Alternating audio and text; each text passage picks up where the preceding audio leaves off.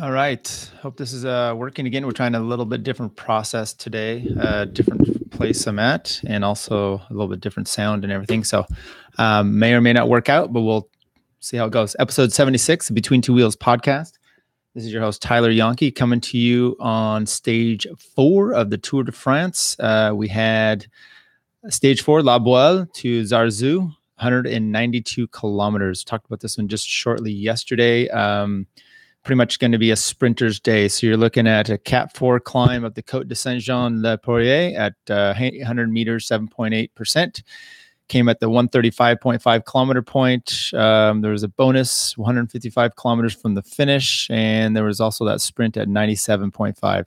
Fairly flat day, minimal lumps. The route is basically a horseshoe, starting at the bottom, the open end of the horseshoe, the bottom part, in the west, goes to the east, heads up, comes back over, and then up north, then back west. The final 5 kilometers elevation is fairly flat with a gradual rise to the finish, which did play a part today. The route coming in itself was pretty benign as far as roundabouts go. So last 4 or 5 kilometers should have been fairly simple. All right, but let's get to it.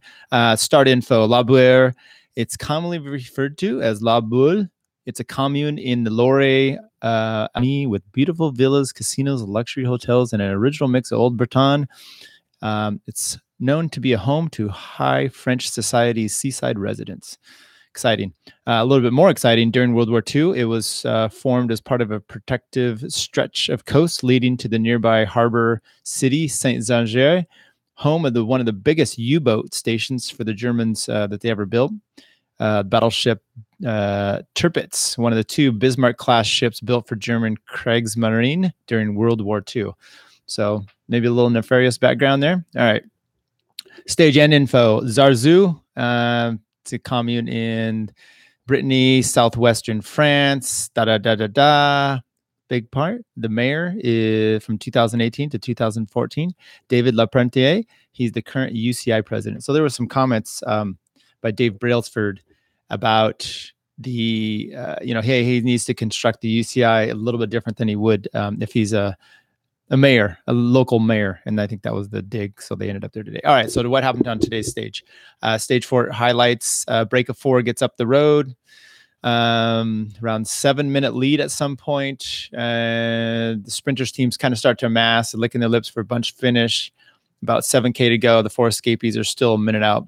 Bora, Dimension Data, Quickstep, all contributing to the workload. Quickstep doing a lot of the work early on. The riders in the break were 2 Cofidis riders, Dimitri Claes, Anthony Perez. Direct Energy and Wanty Group both had 2 in there. Jerome Cousin, I think it was in the first day's break as well, and Guillaume van Kriesbulk. So Fortuneo Samsic was the only Continental team that did not make it in the break. So they're missing out. I guess they're saving themselves for I don't know, the mountains. It was also interesting to see that Cofidis, maybe their issue yesterday was they were taking the whole thing. We're going to conserve our efforts and our energy so that when we get to the today's stage, we're going to lose all the time in our time trial. So that when we get to today's stage, we're able to send 2 guys up in the break and they get caught before the finish. So chapeau to them. 5 kilometers to go. Leaders are still have about 39-second gap. Near the front of the peloton, they're wholly spread across the road, and there's a crash right near the front. Held up in the crash, you get Roberto Iran gets held up with 4 teammates. They quickly come back to help drill him back up to the front. There was an 82 rider down. He looked like he might have been a little bit more damaged. I think he made it to the finish though. Meanwhile, when this happened, Team Dimension Data and Astana, they kind of take to the front and drop the hammer. I don't know if they did that because Rigo was down. I assume so. There's also Ilnur Zakarin. I think he lost around 50 some seconds. He did not make the connection. About 3.5K though. The sprinters teams of Dimension Data, Quickstep, they start doing their work. Rigo then connects right around the 3 kilometer point. So not a problem.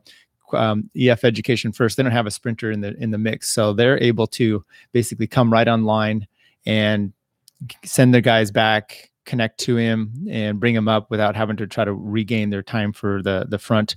I also saw Lawson Craddock finished in the bunch, well, not off the bunch today, a few minutes back with Davis Finney, so he was able to continue on as well. All right, so the real issue though is you have the sprint coming in here. it looked a little chaotic. And I did hear some talk from Mark Cavendish afterwards, where it said he basically was like, you got to follow your team's wheels. And it doesn't look like he's necessarily doing that. So, and he hasn't really been able to do much at all in the sprints themselves. It's been a little bit disappointing. Either way, sprint lines up, team dimension data on the front under the 1K to go. That's when they basically caught just a few meters over the 1K to go. They caught the last Wanty Group Gobert guy that had been off the front. Katusha, they look like they're trying to get Kittle, and looks like there's disconnection there. 800 meters, Groupama gets to the front. They have like a 3-man lineup, still dimension data on a right side of our screen, which is left side of the road at the front. But no team is totally taking control. Then Rickazy, you see him getting Gaviria on his wheel, and he starts making a move up the left side gutter right as we're watching it. And Sagan quickly comes in here. You've seen, I was able to watch it. I watched this a bunch of times, and I'll get into that a little bit later. But Cavendish was kind of looked like he had his Renshaw's wheel, then he was going off of another guy's wheel, and it looked like he was just having a little bit of a hard time trying to connect in his face, a little bit of a pain face. So maybe he was also just not doing as well, feeling it today. All right, so Sagan jumps on to Gavira's wheel. They take up the gutter, and they come out about 500 meters. Rickazy hits the front with Gaviria and Sagan in tow. Everyone else then tries to jump on. You got Kristoff, you got Greipel, Cavendish. Groenewegen is behind, and he's still missing out. He's not got anybody really helping him up there. 200 meters to go. Rickazy comes out. They hit the front. Greipel bursts out of the middle. Then Gaviria takes off. So then you kind of have a head-to-head with Greipel and Gaviria. Greipel kind of takes the lead. Sagan is following. He's on the right side of Greipel, left side as we'd be looking at that. And as they approach the line, it looks like Greipel is just unable to stay in the gear. And that could be the slight uphill finish that he had, just a gradual drag up to the line. He wasn't able to stay on top of his gears, and he came over the line, and he got narrowly pipped by Sagan for second. But Gaviria came back and was able to take the win quite nicely. It looked really close from the front, but then you saw the side. He had him by at least enough. The closer one was for second place. Anyway, everyone tried to do their best. You saw Groenewegen start from way back, and right at the finish, I think he ends up, he gets fourth, Kittle fifth, and he flies across the line. As you see him coming across the line, Cavendish's arm is going up in the air, waving like a protest. So with that in mind, I took a close look at it, and I'll break that down a little bit later as to what was Cavendish's problems. Stage 4 results, though, you had Gaviria coming in first, Peter Sagan second, Andre Greipel third, Groenewegen in fourth, Kittle fifth, Pascual, Wanty Group Gobert guy, he was sixth, Kristoff seventh, Degenkolb eighth, Dion Smith. So you had the climbers jersey up there in the top 10. DuPont, Demar, Calmejean, Barguil, Alaphilippe. These are your top all the way down. Jobert, Cavendish, 21st place. He did just sit up when Groenewegen came across his wheel. He was all pissed off. All right, so the GC is pretty much unchanged. Van Avermaet, Van Garderen tied for first. Any little mistake there, I'm sure Van Garderen's willing to take over. Geraint Thomas, third place. Jobert in fourth at 5 seconds back. Alaphilippe, 7 seconds for fifth place.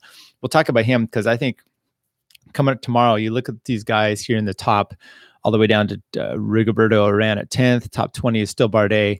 And tomorrow's finish is going to be an interesting one. And that will be interesting to see which one of these guys out of the top here can maybe make a lunge at it. We're going to do, this is a quick one today. So today, things that make you go, All right. So a few finish line quotes here. Gaviria, he said, it was a very difficult victory. We didn't have any help to control the breakaway today, so it was very difficult. But we really wanted to win today, and the team did an incredible job. And we're really happy. Of course, they won, so of course he would say it. And I'd like to thank all my teammates for all their hard work, and we're now looking forward to the next few days. It's hard to say that you believe that you can do it when you come here, but we really trained hard for this tour. We've arrived here in good condition. Yeah, he has. He's for a first-time rider, you think he's 50%. Wins stage 1, he wins stage 4. It's 2 for 4. It's not bad. I don't think tomorrow he's going to have to do a little bit of work to get over tomorrow. Sagan had a quote saying the headwind was an issue. Maybe it would have been better if I was on the wheel of Andre, but I still got second, and that's better than third. And I'm happy to keep the green jersey. I might disagree with what he said there about being on the wheel, but I'll go do a little breakdown of that as well. And actually, we'll do that right now. So Cavendish protesting, somewhat of a joke, but he's upset at Groenewegen for coming across his line. I watched this finish maybe 10 times, just focusing on Cav, and it's kind of somewhat easy to do because he's got those bright orangish red shoes, so you can at least follow him because he's a little guy, and it's sometimes hard to see him on his helmet. He himself, though, goes up the left-hand gutter with Gaviria and Sagan. So as you're watching it on the right-hand side of the TV, then he goes all the way across the center line to the middle of the lane on the other side, following Kristoff and Sagan. So now he's on the left-hand side as you're viewing it, on the right-hand side. Then he swipes hard to his left, again, to the middle of the other lane. This is all within, a few meters here. Hard left to the other side of the lane. And then he starts to go back to the right. He's making a hard swerve, but Dylan Groenewegen just happens to swipe in front of him, takes the wheel, crosses over him. And I think that's what Cav is upset about. So look, the whole thing looked really sketchy. For the most part, you had Cavendish himself was swerving back and forth. I mean, you can't complain if you're going down the road like a snake yourself, and then you get passed by a faster snake doing the same thing. You can't really be upset. I mean, yes, he doesn't want to get his wheel knocked, but I mean, what about the guys behind him? He was going all over the place. Sagan was doing the same thing. Really, the only one that looked legitimately straight in that thing on the bike was Greipel. Everyone else, even Gaviria, would look pretty good. But even they were swerving around. So Greipel is maybe the only one. And, Sagan said, "Oh, I should have maybe not been on Andre's wheel." But, you getting on Gaviria's wheel is what got you to the front. The positioning and the ability to have, we're crazy, doing a great job for Gaviria, gets Gaviria in the perfect spot and allows him to hit the front from where he should be. You look at Groenewegen, he's had another one starting from the back, and he looks like he's very fast because he's making up a lot of time. There's a gap between fourth, fifth, and kind of the field there, fifth being Kittle this time, and he's just flying up, but it's too little too late. You can't start from 10, 15 back and expect to be winning these stages. He's got to be starting from the front, which when you're hitting the 200 meters, who's out there? Greipel hits it a little bit early, and good for him for having the balls in this sense to just, he got good position, but then he took off a little early, and that's what allowed him to actually try to get a podium position on the day. Sagan following up Gaviria up the gutter was actually a great move itself, just to get him in that position. And then you've got to, struggle to hold on to the line. And it was a little bit of a drag. You never know. It's a crapshoot, but you look at the guys behind, and all those three did an excellent job moving up through. And partly because two of them were following Gaviria, which was on Ricchese's wheel. So good for him. Yesterday, I talked about some podcasts, and I'm going to compile a list of all the ones I do watch or listen to and give you a little breakdown of kind of which ones I think are good that you should check out. I did not get to finish the Bradley Wiggins Eurosport podcast. It was a labor, and I did not get through it. So I had work to do and more entertaining things to do. So I'll try to get through that one to give you an idea. But the one that I did hear this morning was a cycling podcast with Daniel Freeb, Lionel Burney, and Richard Moore. They do a great show, but they have a little special thing they do. It's called Kilometer Zero. They posted it out today, and it was a good expose on Lawson Craddock and his pain. So they've been interviewing him since after his crash on day one, talked to his physio, some managers, some things about how much pain. Talked to Tom Squeens also about, his issues with crashing in the Tour of California and how much is too much, when to know to pull back, if there should be protocols in place. But it was really good aspect of a little bit insight as to Lawson, and also what the team, I think they talked to Simon Clark, the team captain, and his basic thing is, hey, it sounds ruthless, but sorry for Lawson, but we have a duty here, and they're really focused for Rigoberto Urán, which is good. But we can't be sacrificing for Lawson. We want him to get through, and even the time trial, is pretty blunt. Got to get through the time trial. We need him to help. We're not going to send anyone back. He can't get in the way. And Lawson actually came through and rode like a champ.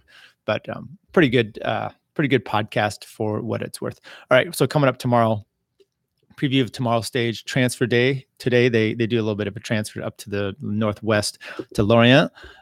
Start of stage 5. This one is Lorient to Quempar, 204.5 kilometer, categorized as hilly on the tour website. And yes, mentioned it yesterday. There's 5 categorized climb, actually 6 if you look deep into the route book, because it finishes on a categorized climb as well.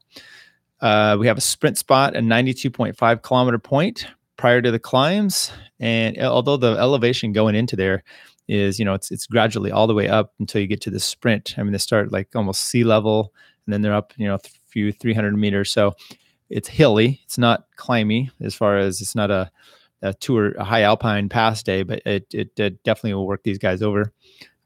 KOMs, 5 categories climbs, 2 Cat 4s coming in first, 3 Cat 3s, and then the last kick up to the finish itself.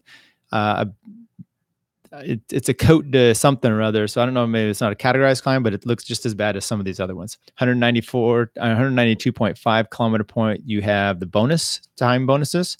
That's just 12 kilometers left in the stage. And that could come into play, because I was mentioning you got a few riders, you got your Michael Matthews, Gilbert, Alaphilippe, Dan Martin's off the back. But those guys that are within striking distance, if they can get a time bonus at the bonus spot, and then the finish, maybe even some time at the finish, they're poised to be taking the jersey themselves. All right, let's look at those climbs. So the first Cat 4 climb, 1.7 kilometers, 7.1%. That actually looks to be, percentage-wise, it's going to be the worst. That comes at 100 kilometers into the stage, so about halfway in, then they start hitting that's the Côte de Califorme. The next Cat 4, 1.6 kilometers at 5.6%, starting just 13K later, the Côte de Tremont. Then you had 3 successive Cat 3 climbs, 1.9 kilometer climb at 6.6%. At the 140 kilometer point, up the Côte de la Roche du Fou. Next Cat 3 kilometers is the longest one at 6.2. So this might be the toughest one, coming at 160 kilometer point up the Côte de Menez, Quebec. 160. So you're still looking at, 40K to the finish. And then at 179, basically 180K, just over 20, 25 kilometers to the finish, you've got the Cat 3, 2.2 kilometer, 5.9%. So not as steep on the gradient, up the Côte de la Montagne de la Cronan. So 20 kilometers left. There's a bonus point in between those. Look for Gilbert, unless if Gaviria is still in there, then they might be holding back for him. But Gilbert, Greg Van Man of Vermont, Michael Matthews, Alaphilippe, those guys are all within that 7-second range. So, and then you got GC guys. So last 5 kilometers, it starts at 98 meters in elevation, drops down to 11 meters, and then the last 2K. It starts going back up significantly in the last kilometer. 1K at 4.8% up the Coast de Stang Behan. I don't know, whatever. That's the name of that little climb that they're going to finish on. So it's not a flat finish. It's got a little kick. You're looking at Dan Martin, Valverde, Rigoberto Urán, all the GC guys. You may see someone get. We've seen this before with a few of these where Chris, I think, lost some time before. When Sagan pulled out his foot, or Greg Van Avermaet, and you see some of these guys just, if there's a wreck kind of on the start on the climb itself, or if they just get caught up in all the debris coming back, which, some riders that just can't handle it and they're coming back towards them. You never know. There's some separation. It should be pretty good for tomorrow's stage. Starting to light it up to get us some excitement before we come into the weekend. And I think stage 9 comes, is that on Sunday? That's the one to Roubaix, which will be another interesting. This will also be interesting to see how Lawson Craddock gets up and over, and also the Paris-Roubaix day. All right, so that's what we have for tomorrow. Thanks for joining us and tuning in. As always, the Between Two Wheels podcast. Check us out on all our platforms. We did a little different one today. No chat coming in. Maybe the I don't know. We'll see if the volume and everything. We're still working this out. Anyway, thanks for joining us and enjoy. Thanks.